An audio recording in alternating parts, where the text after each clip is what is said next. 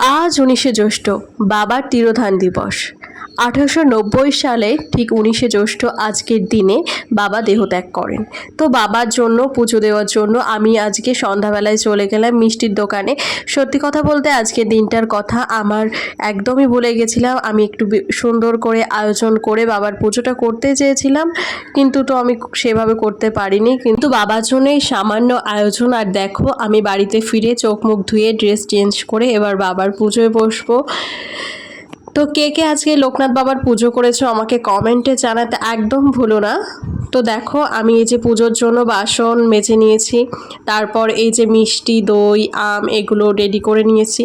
আর বাবার পুজোটা আমার অনেক সুন্দর করে আরও ভালো করে দেওয়ার ইচ্ছা ছিল, অনেক ভোগ প্রসাদ রান্না করে।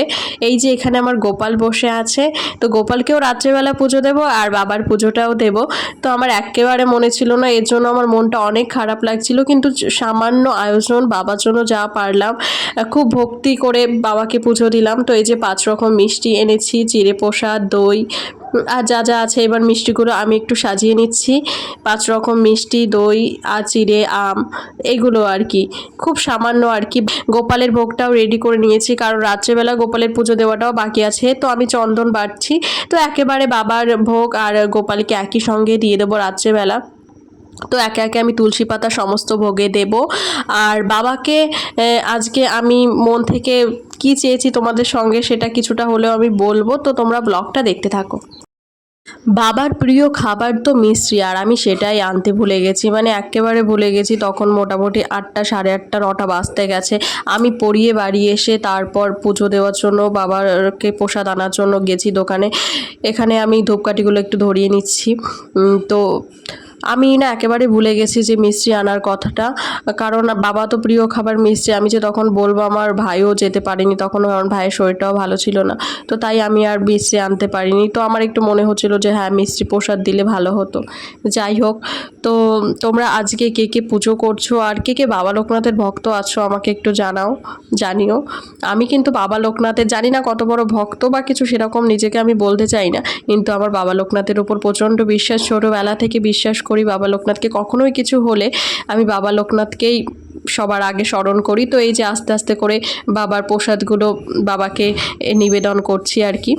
আমাদের প্রত্যেকেরই তো এক একটা আরাধ্য দেবতা থাকে বা থাকেন, যে কেউ মা কালীকে বিশ্বাস করেন খুব, কেউ শ্রীকৃষ্ণের প্রতি বিশ্বাস করে। আমরা শ্রীকৃষ্ণ রাধারানীকেও খুব বিশ্বাস করি, কিন্তু ছোটোবেলা থেকে না বাবা লোকনাথের নামটা সবার আগে আমার মাথায় আসে, এবং সবার আগে বাবাকেই, মানে বাবাকে একদম নিজের বাবার মতন আমার মনে হয়, যে আমি তার নিজের মেয়ে, যে আমি কিছু আবদার করলে বা চাইলে বাবা আমাকে দেবে। তো সেরকমভাবে নিজের বাবার মতোই দেখি, আমি আলাদা কিছু দেখি না। তো ভোগটাকে এবার নিবেদন করছি, নিবেদন করার জন্য যে একটা ছোট একটা মন্ত্র আছে সেটা বলে নিচ্ছি।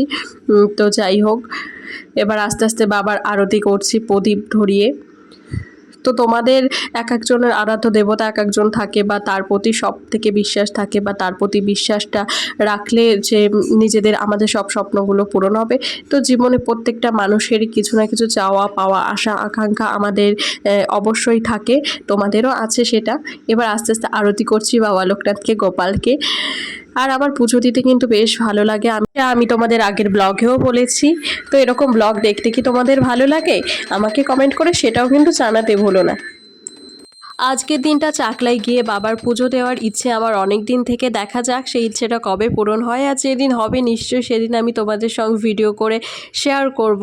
তো অনেক দিন হয়ে গেল আমি কোনো ব্লগ শেয়ার করি না, আমি জানি সেটা। অনেক দিন একটু ব্যস্ততার কারণে ব্লগ দেওয়া হচ্ছে না। এখানে আমার পুজো মোটামুটি কমপ্লিট হয়ে গেছে, আমি পুরো ঘেমে গেছি, যেহেতু ফ্যান অফ করে পুজো দিতে হয়েছে, আর প্রচণ্ড গরম পড়ছে এখন, তোমরা তো সেটা জানোই। আর নিজেদের এই গরমে খেয়াল রেখো, আর ঈশ্বরের কাছে আমি বলেছি যেন তোমরা সকলে খুব ভালো থাকো, তোমাদের সমস্ত মনস্কামনা পূর্ণ হয়। আমার পুজো করতে করতে মোটামুটি কিন্তু রাত 10টা বেজে গেছিলো। তো তখন মোটামুটি পাড়ায় সকলেই ঘুমিয়ে পড়েছে, যে সবাইকে একটু প্রসাদ দেবো সেটা আমি দিতে পারিনি। মামা বাড়ির জন্য আমি টিফিন বক্সে তুলে রেখেছি প্রসাদ দেবো। তো ভিডিওটা কেমন লাগলো কমেন্টে অবশ্যই জানিও, ভালো লাগলে একটা লাইক করো। দেখা হবে নেক্সট ব্লগে, আর একটা ব্লগ খুব তাড়াতাড়ি আসছে, এভাবে পাশে থেকো, সবাই ভালো থেকো, টাটা।